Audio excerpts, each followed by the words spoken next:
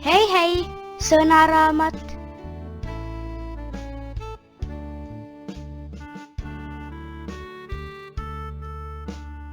See on väike jõgi. Väikesed jõed viivad vee suurde jõkke.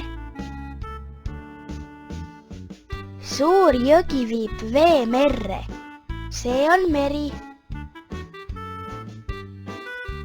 Eesti asub Läänemere kaldal. See on järv. Kõige suurem on Peipsi järv.